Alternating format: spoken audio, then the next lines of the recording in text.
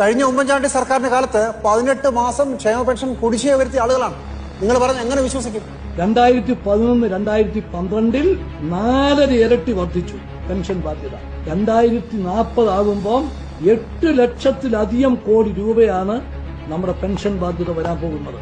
8 ലക്ഷത്തിലധികം കോടി രൂപയുടെ പെൻഷൻ ബാധ്യത. ഇത് ആര് നിറവേറ്റും? ആര് കൊടുക്കും? ഇവിടെ ഒരു ബ്രേക്ക് ഡൌൺ ആയിരിക്കും വരാൻ പോകുന്നത്.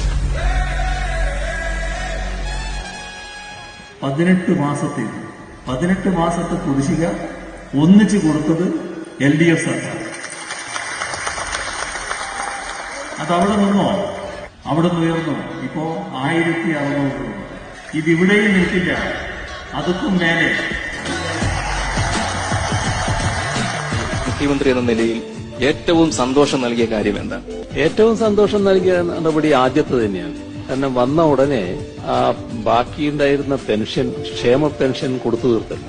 അപ്പൊ ആ ക്ഷേമ പെൻഷൻ കൊടുത്തു കഴിഞ്ഞപ്പോൾ വളരെ പ്രായമുള്ളവരും അവശരോഗിയാണല്ലോ, അവര് ആ പെൻഷൻ തുക കയ്യിൽ കിട്ടിയപ്പോ ഈ നോട്ടിങ്ങനെ കയ്യിൽ പിടിച്ച് എണ്ണിക്കൊണ്ട് ആ പല്ലില്ലാത്ത മോണ കാട്ടിയുള്ളൊരു ചിരിയുണ്ടായിരുന്നു.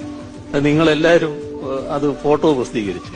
അത് കണ്ടപ്പോ മനം കുളിർക്കാത്ത ഒരാളും അത് തന്നെയാണ് ഏറ്റവും വലിയ സന്തോഷമായിട്ട്.